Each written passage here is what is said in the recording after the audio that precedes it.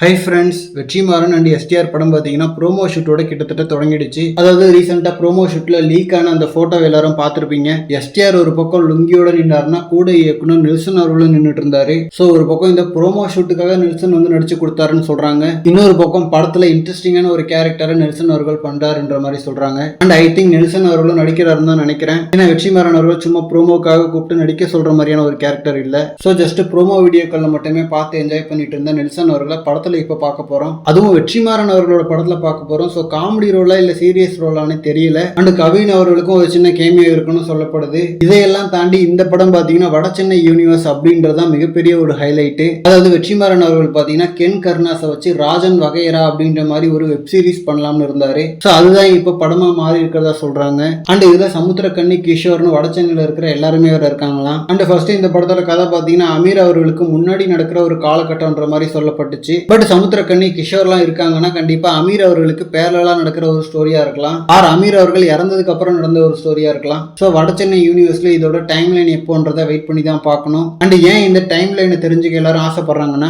Dhanush and STR வட சென்னையில ஒன்னா பார்க்கலாமா அப்படின்ற ஒரு கேள்விக்கு இதுதான் பதில். ஏன்னா அமீர் அவர்களுக்கு முன்னாடி காலகட்டம்னா கண்டிப்பா ரெண்டு பேரும் ஒன்னா பார்க்க முடியாது. பட் அதுக்கப்புறம் நடக்கிற கதை மாதிரி இருந்தா கண்டிப்பா வட சென்னை 2ல ரெண்டு பேரும் ஒன்னா பார்க்கலாம். ஆர் மேபி இந்த படத்திலே தனுஷ் அவர்களோட கேமியோ இருக்கலாம். சோ எப்படி பார்த்தாலும் பயங்கர எக்ஸைட்டிங்கான ஒரு படமா தான் இது இருக்க போகுது. அதுவும் வெற்றிமாறன் அவர்களாலே ஒரு படம் ஆரம்பிச்சு ஷூட்டிங் முடிய பல வருஷம் ஆகும். பட் இந்த மாதிரி எஸ்டிஆர் அண்ட் வெற்றிமாறன் இணையறாங்க நியூஸ் வரும்போது அது உண்மையா பொய்யான்னு தெரியறதுக்குள்ளேயே ப்ரோமோ ஷூட்டே தொடங்கிடுச்சு. ஒரு வாரத்துக்கு முன்னாடி கூட வாடிவாசல் படம் டிராப் ஆயிடுச்சு நியூஸ் வருதுன்னு ஒரு வீடியோ பார்த்தா யாருமே நம்பல. சோ இப்போதைக்கு வாடிவாசல் இல்லைன்றது இப்போ கன்ஃபார்ம் ஆயிருக்கு. அண்ட் அது வருத்தமா இருந்தாலும் இந்த ஒரு படத்து மேலே மிகப்பெரிய ஒரு எக்ஸைட்மெண்ட் இருக்கு. அதுவும் இது முடிஞ்ச உடனே அதுக்கப்புறம் வேற வடச்சென்னை 2 வேற வருதான். சோ எஸ்டிஆருக்கு ஒரு தரமான கம்பேக் லோடிங். ஓகே ஃப்ரெண்ட்ஸ், இந்த மாதிரி ஹாட்டான கோலிவுட் அப்டேட்ஸ்க்கு நம்ம சினி மூவி பஸ் சேனலை சப்ஸ்கிரைப் பண்ணுங்க. தேங்க்யூ.